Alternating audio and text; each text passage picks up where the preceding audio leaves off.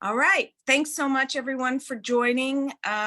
We're having a few technical difficulties this morning, but we want to get this show on the road, as they say. We're really happy to have Josh Weiss, our North Olympic Legislative Alliance lobbyist, on with us this morning to share with us what's been happening in Olympia during this legislative session, and to also talk to us about how the NOLA priorities are moving and just generally how things overall are moving in Olympia, the different housing bills and such. Josh has a long, illustrious career in Olympia, representing the Washington Association of Counties and a lot of organizations such as that. So he's very well integrated into the legislature and the issues that are important to us in the Olympic Peninsula. So thank you so much, Josh. We are honored to have you with us, and please take it away. Thanks, Colleen. You're always so kind. It's always very good for my ego to be introduced by you. I don't know how illustrious my career has been. It's certainly been long. It's nice to see you all this morning, Wednesday morning. So we have 18 days of legislative session left, which essentially means we're down to, we've seen all of the budget proposals now. They haven't all actually moved through all the steps in the process in terms of the budgets, but they're pretty close to having passed them out of their respective chambers, which means they're going to start negotiating between the two chambers in earnest on those. And for those of you that have participated in the legislative process before, passing the biennial operating, transportation, and capital budgets is the #1 priority and responsibility of the legislature in these odd numbered years. So there's no indication, and nobody's even really talking about the fear that we might go long. Should be able to wrap up here in 18 days. Let's see, in terms of bills progressing through the process, yesterday was just a big cutoff day. It was the deadline to get opposite bills through the fiscal committees of the opposite chamber. And then the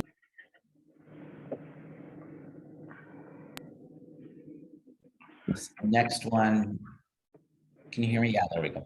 Next one is this next Wednesday, not a week from today, is the deadline to get bills off the floor of the opposite chamber. So House bills need to get voted out of the Senate. Senate bills need to get voted out of the House. And so that's a long way of saying sort of the last pieces of session are all starting to get wrapped up. It's been interesting. Some of you were on before we started recording. In the House this year, at least 50% of the members in the House of Representatives, this is either their first session or their first session in person, because the last 2 years have been virtual. So there is a huge sociological experiment going on around integrating all of these new people into the process who have never, a lot of legislative process is based on the idea of people from all parts of the state coming together with different ideas and being in contact with each other on an interpersonal level and finding ways to advance policy that is in a process that is intended to be hard. It's intended to kill bills and kill ideas that aren't really worked out. And so much of that happens on an interpersonal level. And a lot of legislators that haven't been there the last 2 years,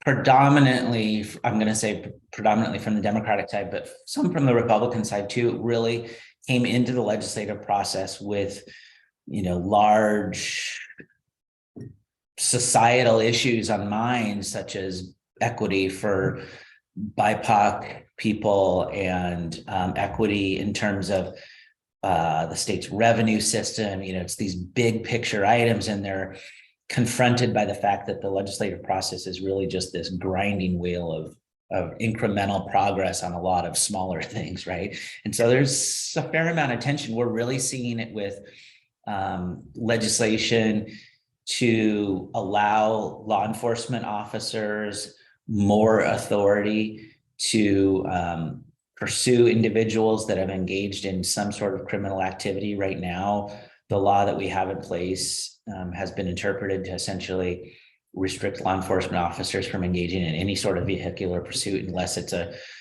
like a something that happened right in front of them that they saw and they're absolutely sure a crime occurred.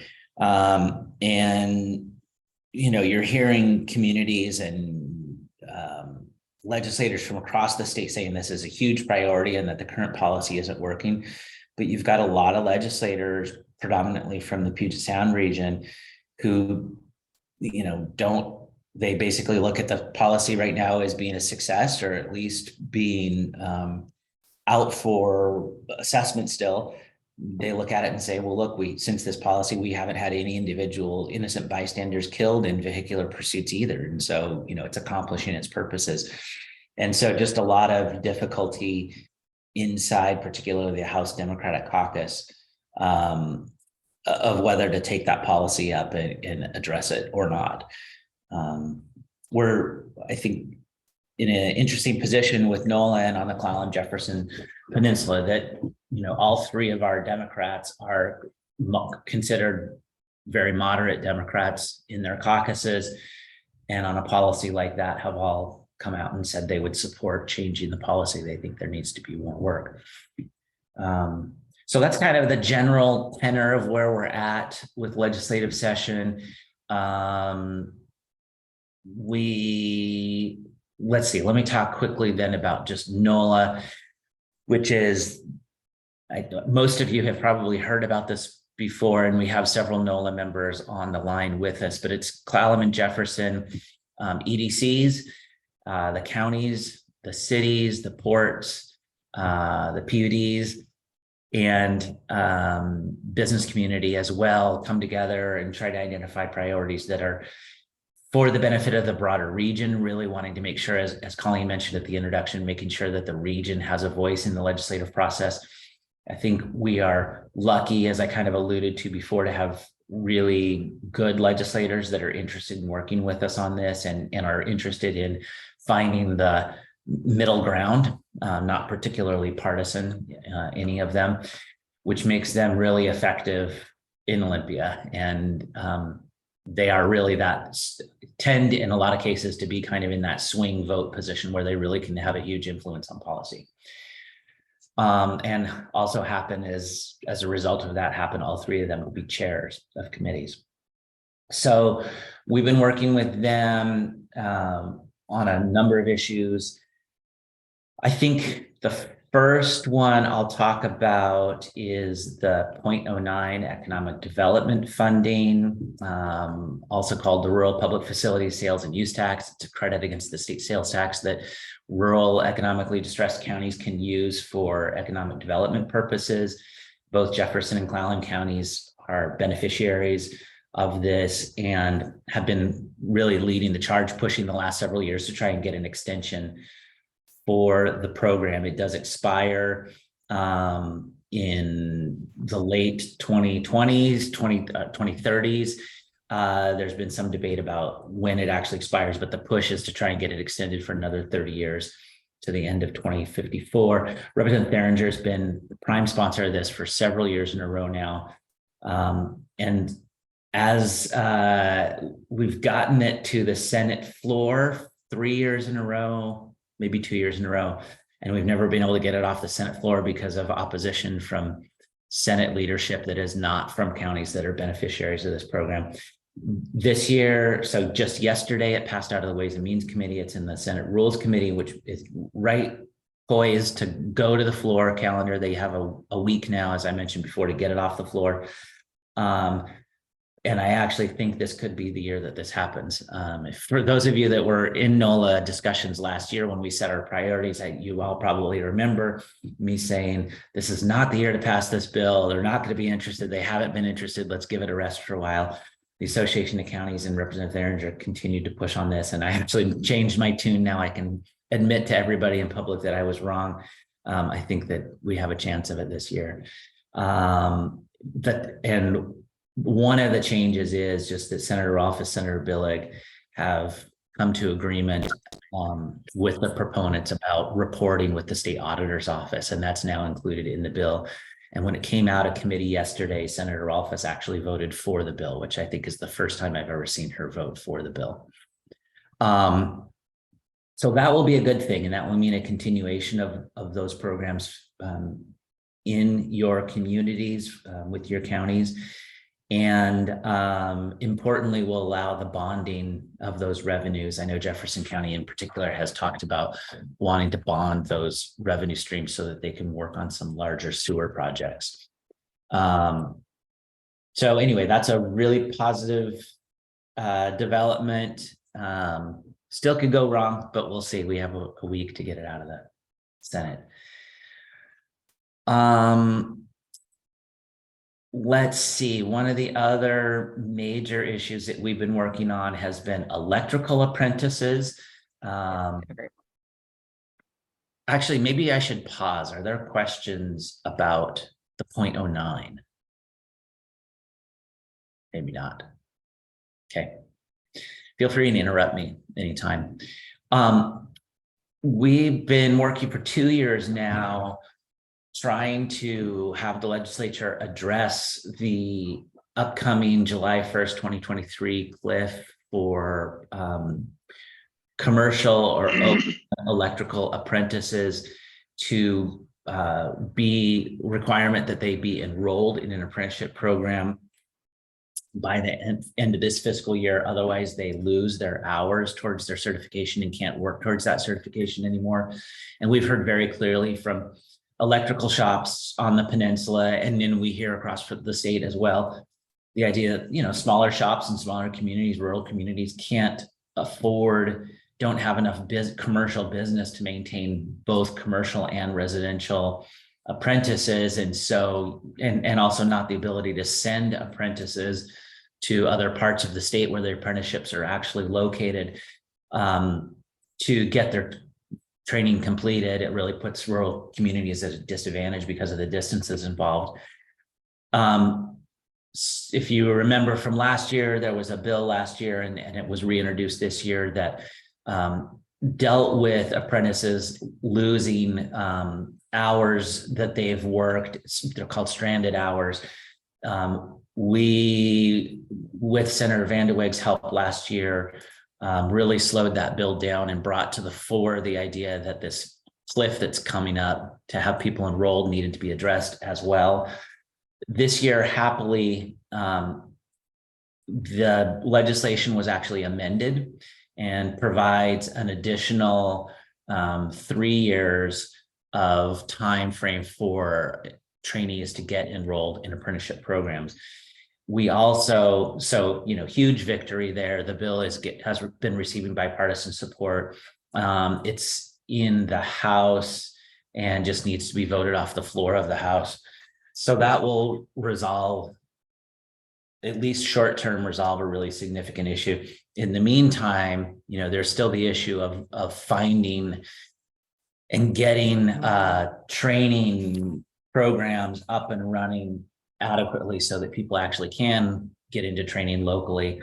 We had some really great conversations, and I see Dr. Ames on the line. Nice to see you this morning, Susie.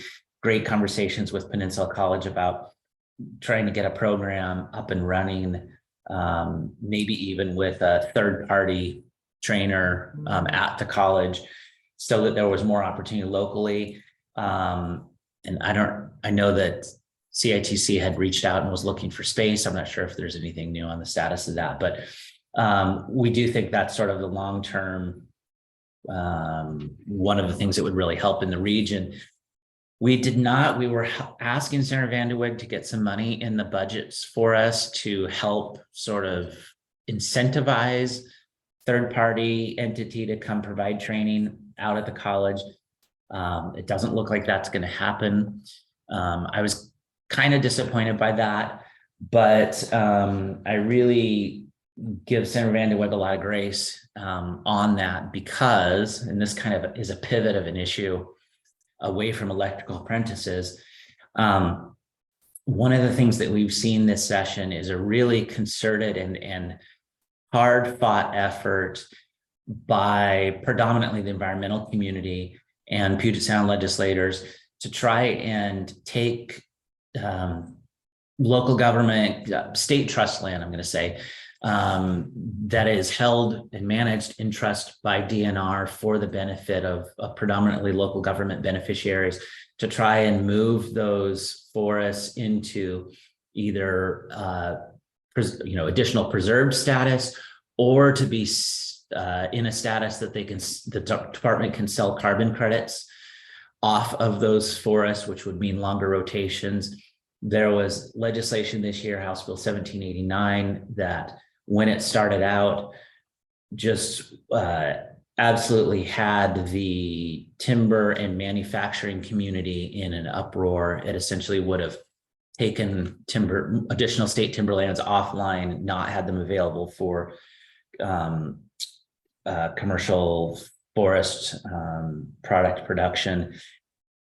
That bill actually died yesterday. It had gotten worked out to a place that it was okay from a timber market perspective. Environmental community was not very happy with it. It did not come out of the Ways and Means Committee yesterday.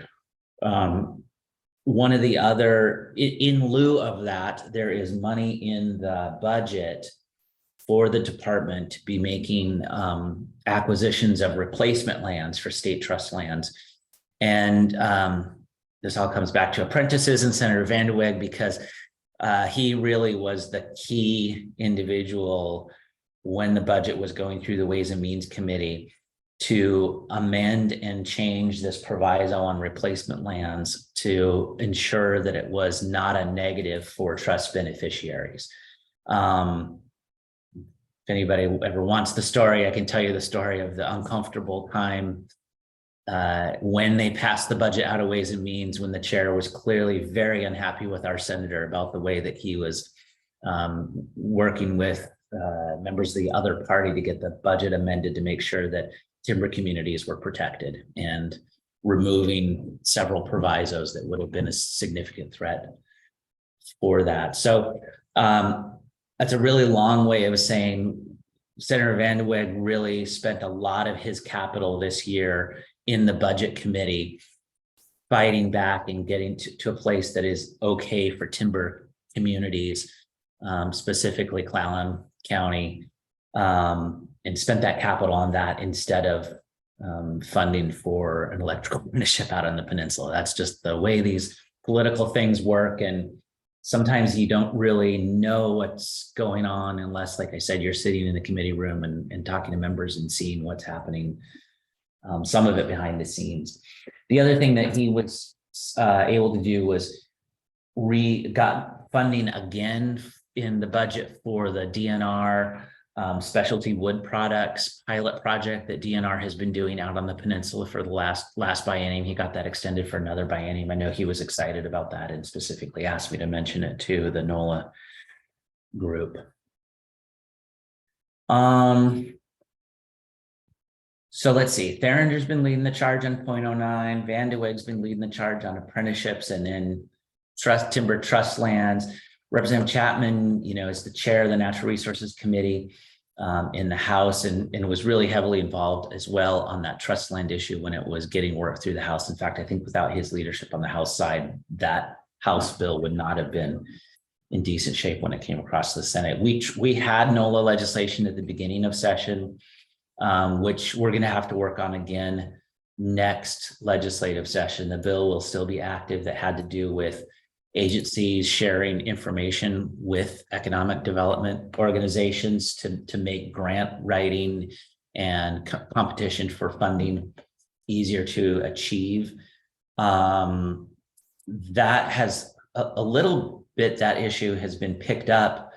There is a bill that is still moving forward that we've been supporting that creates a new grant program at Department of Commerce for ADOs, your EDC, to receive a grant from them to fund a full-time grant writer, which I know we've been supporting at the NOLA level. I know that we talk a lot about just how difficult it is to get economic development grants because you have to spend so much time writing grant applications and competing for it.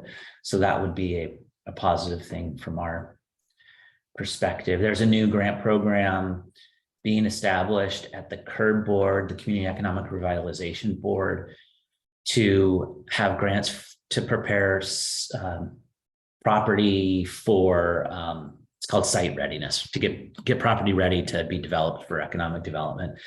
That would be another positive program for us. There's a bill also going through the legislature that has to do with workforce that's creating regional apprenticeship pilot programs across the state. There would be 3 in Western Washington and 2 in Eastern Washington. And these would be programs in school districts where you would have kids that would be working on their high school degree at the same time that they're getting pre-apprenticeship certification, so that when they come out of high school, they have that apprenticeship certification and go directly into a union apprenticeship program right out of high school. We've seen our firm has worked with Snohomish County setting up one in the Marysville School District. It's been a really incredible program and very neat to see these kids come out of high school and be ready to go directly into the construction trades, those that have an interest, and they get a taste in that program of a variety of different construction trades, whether it's sheet metal working, masonry, carpentry, electrical, and it kind of opens their eyes to what some of the options are, and that's only in the construction trades. So those are kind of 2 areas NOLA's been engaged in. The other is on the housing side. Housing has been a significant focus of the legislature this year.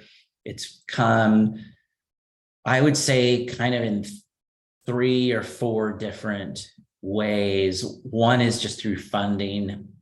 You're seeing the legislature, I think that it's the Senate budget, maybe it's both budgets, provides $400 million for the Housing Trust Fund, which is a state program that provides subsidized housing across the state. That's the highest level they've ever funded that program at. You're also seeing significant legislation moving through trying to get housing online that's not in the subsidized range, but is just housing stock, because there is a supply issue in the state.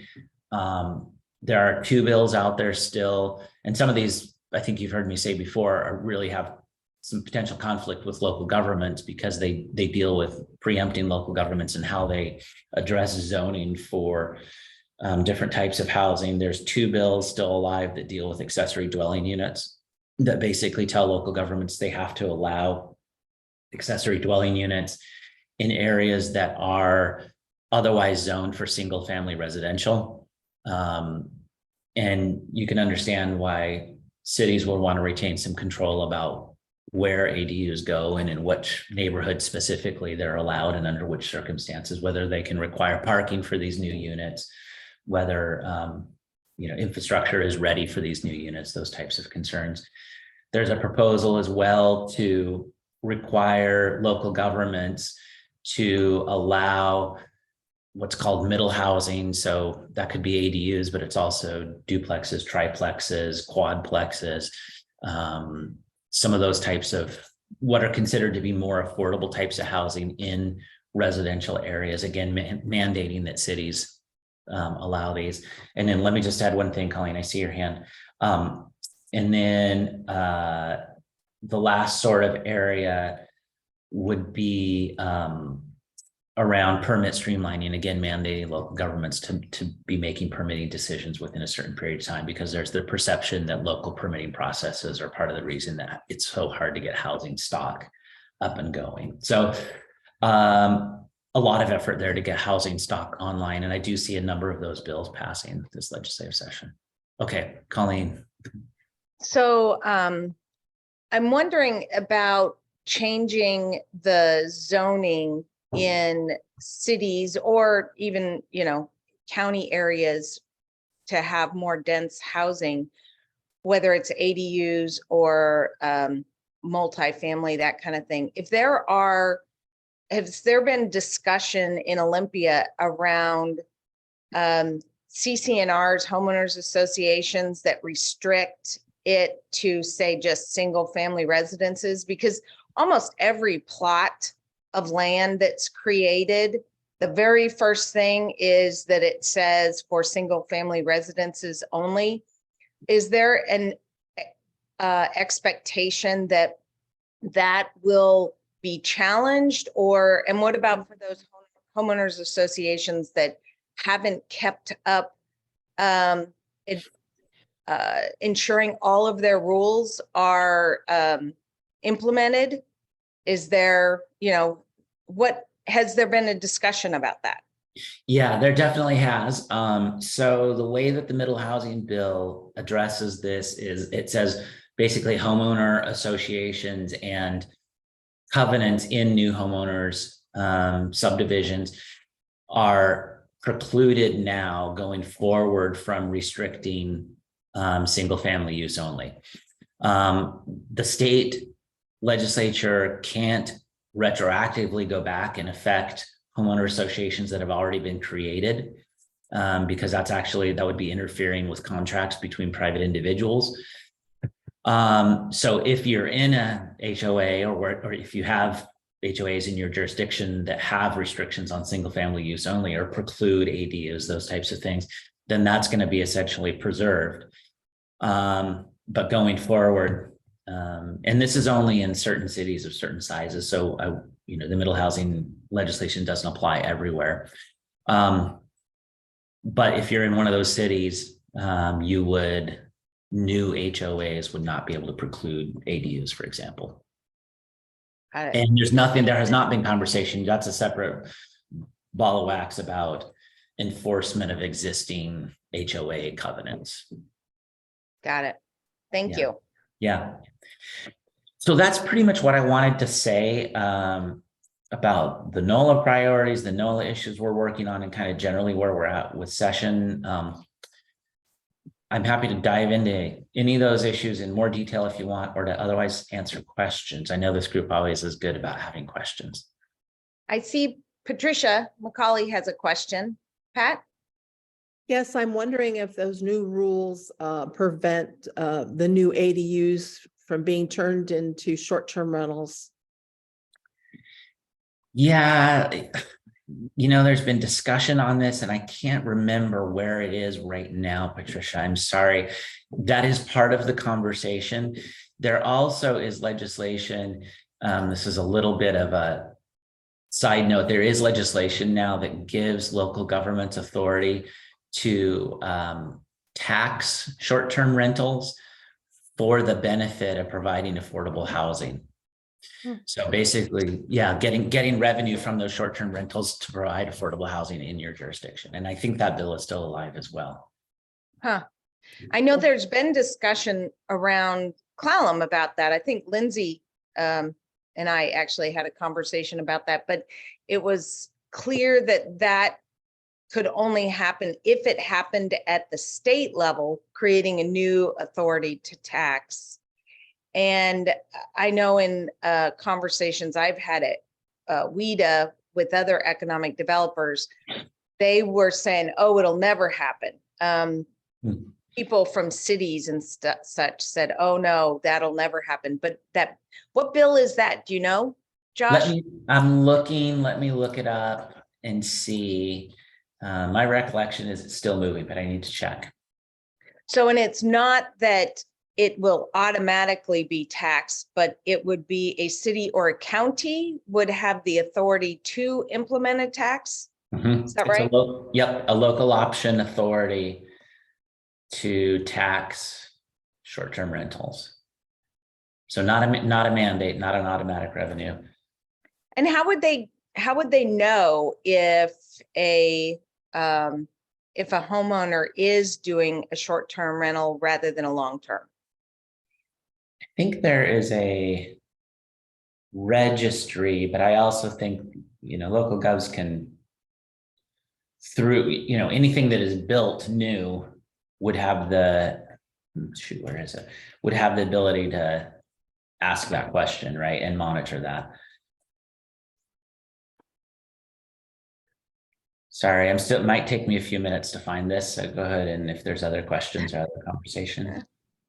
I'll tell you, Colleen, in my experience, it's a lot of work. There is software that, kind of goes across all of the social media and all the certain websites looking for short-term rental kind of advertising. And then there you can put a lot of manual work with it as well, if you really want to try to control that. So it's Yeah.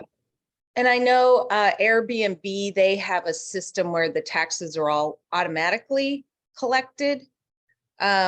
So that would add complexity to their system. And I assume Verbo does the same. But there are certainly some, websites out there that advertise that, and they don't advertise on Airbnb or Verbo. So you would collect a lot of it that way. But I don't know that you'd collect all of it. I don't know. Interesting. I had proposed that a year plus ago to some folks, and just for discussion purposes, like if a community wanted to tax that, could they do so to try to incentivize longer term rentals? And do you know how much the taxing authority, what the rate would be? Sorry, it's House or Senate Bill 5060. 5060. It's not alive anymore. I was Okay. thinking there's a similar bill that has to do with a property tax exemption for incentive for people to use their rental properties for affordable housing. That one is still alive. Okay. So this one, yeah, it actually required a registration fee. So you had to register with the city, and it was cities with populations of 130,000 to register them. Mm-hmm.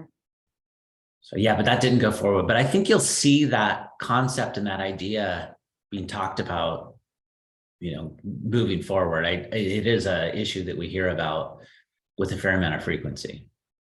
Mm-hmm. I'm just looking.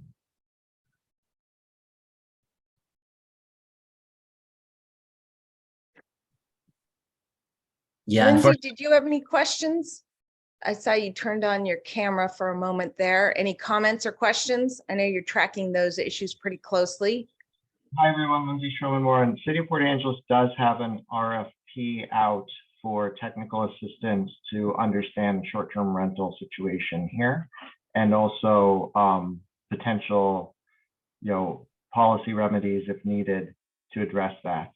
I think, as one community member put it, we're now in the situation where if you want a vacation rental, a vacation home on the Olympic Peninsula, you just need enough money for a down payment rather than enough money for a second home. So I think we're really seeing, from a housing stock perspective, a lot of our housing stock converted into non-housing uses, and that's a huge issue. So think of stock as like how much comes into the stock and how much leaves the stock. So if we're building more housing, but we're also losing housing, we're not going to get ahead on the housing stock issue. Yeah, it really makes sense. The Department of Commerce recently published a paper, and I can try to find it, showing that by 2040, our state, so not that long away, 17 years, our state will need 1.1 million additional housing units, and they break it down by county. And I think ours was actually low, but it did show that today we need 5,800 and some additional units, and we're not on track to meet that. I think we're at a couple hundred additional units every month, or I'm sorry, every year. So, and the requirement to reduce the time to get permits, how is that coming along, that legislation? it's gotten whittled down to a point where most local governments are feeling okay about it. It's essentially it's a new requirement to track the amount of time that it takes to issue permits. And there's actually grant fund. Last I looked, there was grant funding available to help local governments speed up their processes. There were some it felt early on in the session like every legislator in the House that was interested in the housing space had a local permit streamlining proposal out there. There were so many bills on local permit streamlining.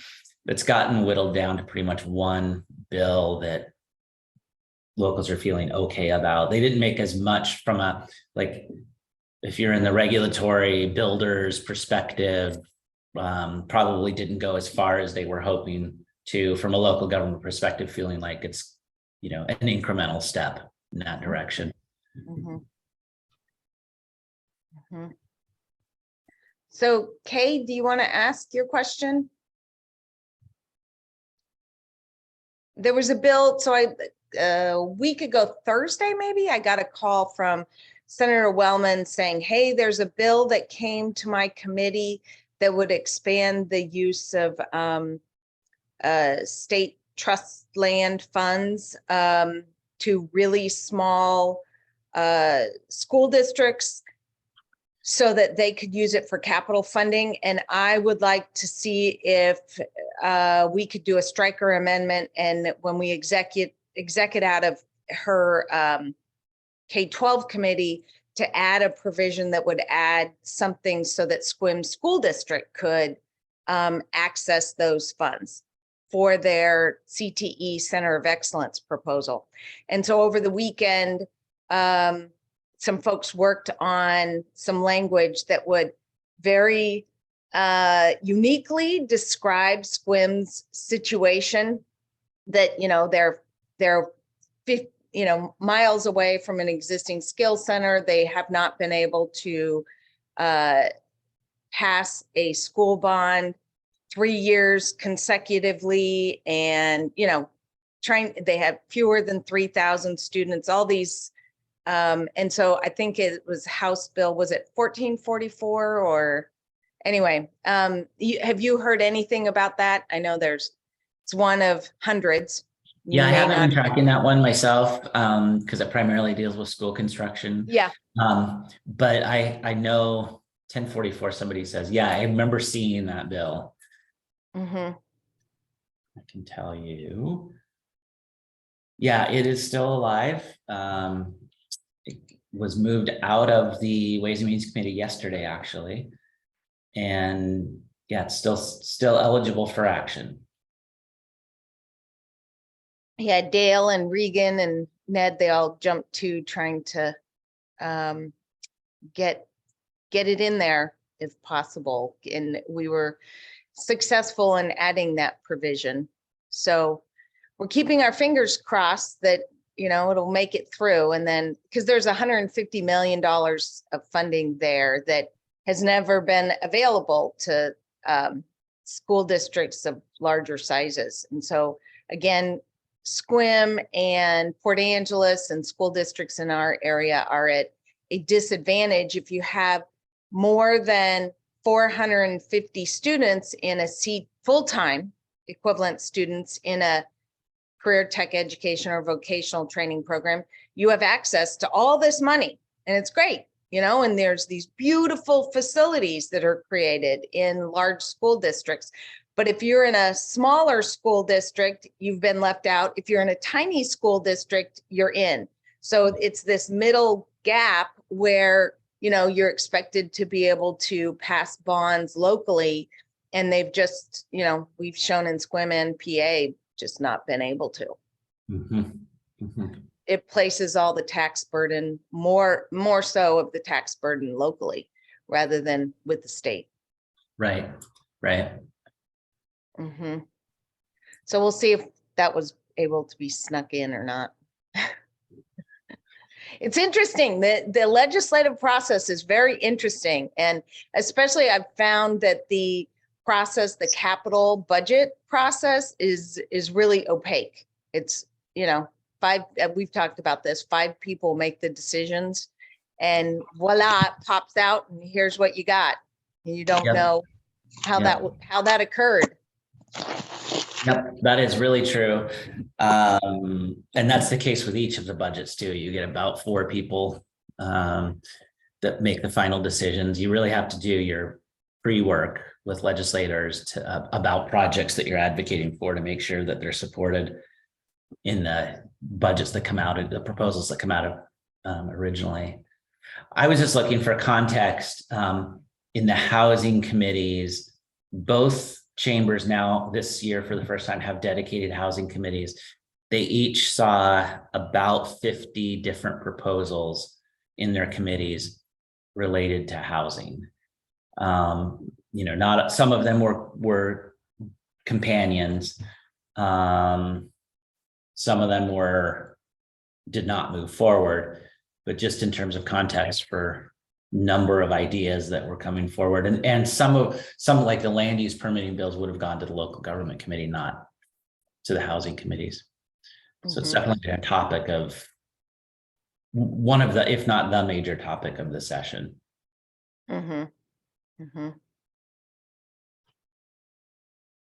So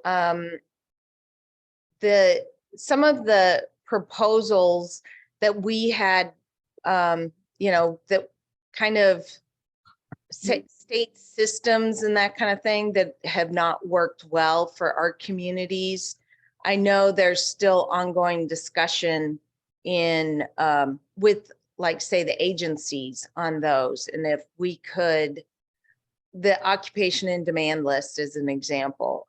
Really like to see Employment Security Department change their processes there, but they've created a process that is very inexpensive for them to try to figure out what occupations are in demand. But we'll see. They recognize it's a problem now, which they didn't before. They didn't know how it was being created. And, there's been turnover and that kind of thing.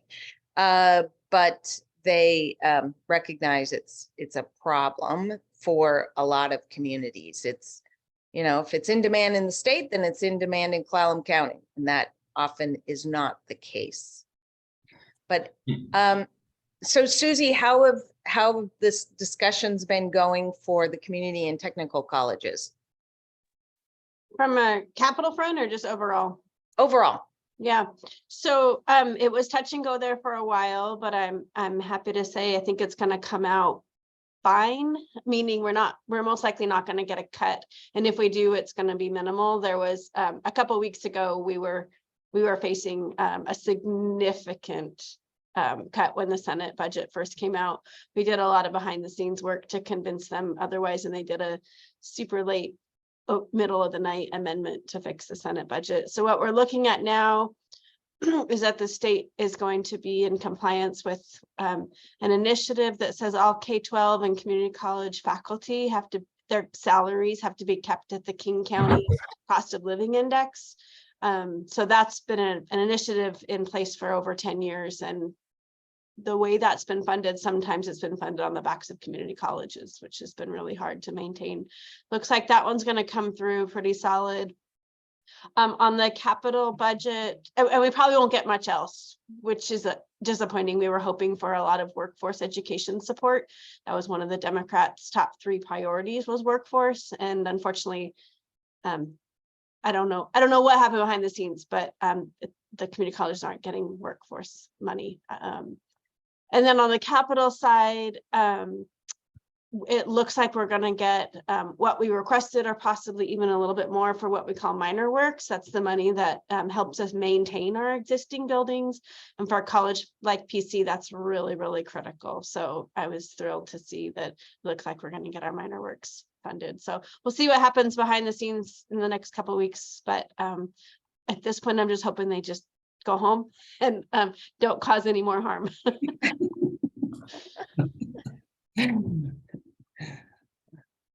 You and me both, Susie. So I know the governor obviously had a bill to expand the authority of the state so that they could bond an additional $4 billion for affordable housing in the state. And I think that was in the House budget, capital budget, but not in the Senate. Do you know where that discussion is?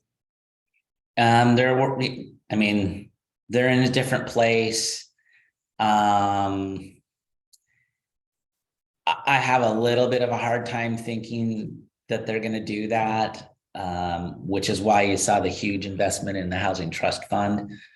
The governor with that proposal, it's a proposal to go out to the voters to ask for their authority to go higher than our current debt authority. And he didn't propose a way to pay for the new debt. It would presumably just come out of the state general fund. And while the state general fund is still healthy, fairly healthy, it is flattening out given the economic situation of the state. So I don't know. Seems kind of hard for me to imagine that they go forward with something that big, but we'll see. What would be the annual payment for a $4 billion bond? I believe, I don't know, Colleen. I think that was discussed in the debate when that proposal first came out. I see Matt is smiling. It's a good amount of money. A lot. Yeah. Uh-huh. And there's constant discussion about the state's overall debt capacity and how whether we are beyond what our leveraging should be.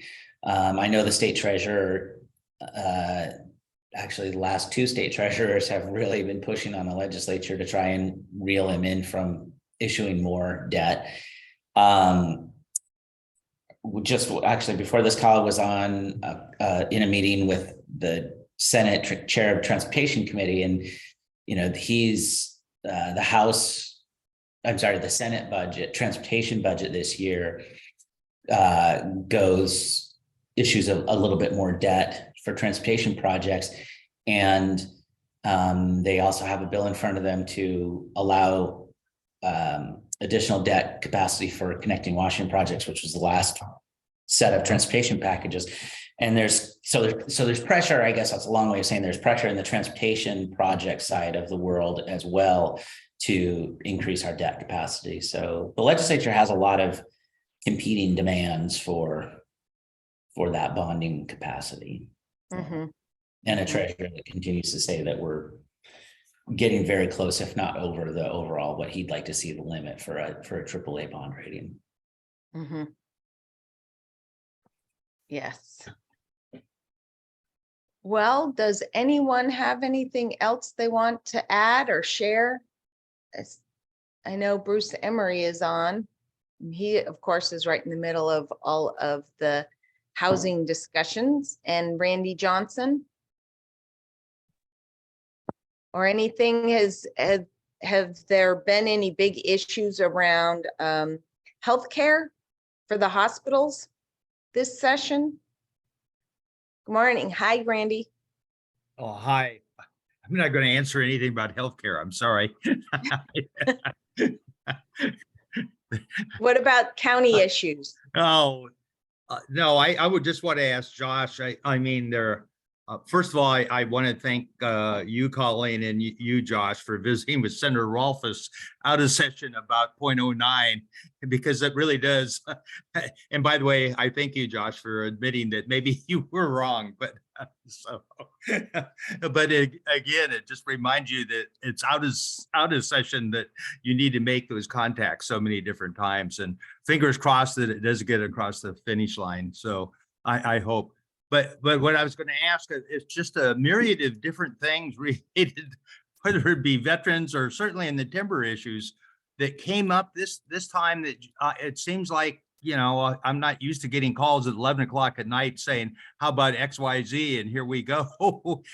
Is this just a different session or something? It just continually goes.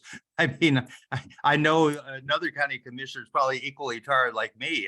We continue to have multitudes of issues that continue to come and go. So, Yeah, I do think, I mean, I kind of said this earlier. I think there is a sense of impatience with the newer legislators, and a desire to do everything all at once. So I think that is a little bit different. Randy, this process has taught me there's plenty of opportunities to be taught humility, and it's just better to admit it up front. Because if you're not being made to look dumb right now, it's only a matter of time. Like, give it 10 minutes, right? thank you. All of us are in that category. Nice to see you, Randy. Hi, Bruce. Do you have any questions or anything you want to add?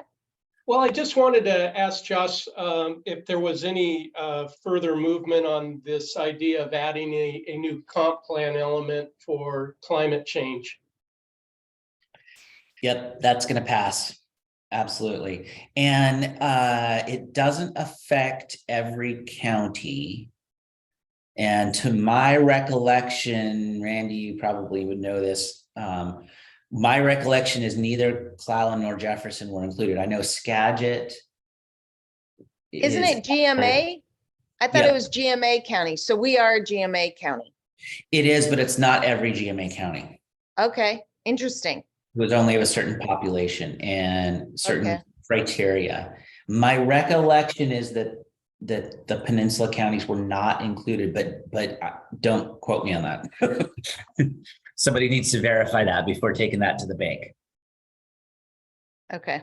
But yes, there will be a number of counties now. I'm relatively positive that bill is going to pass and get signed, that now will need to be including as a new element in their comprehensive plans, climate change and accounting for climate change in their planning.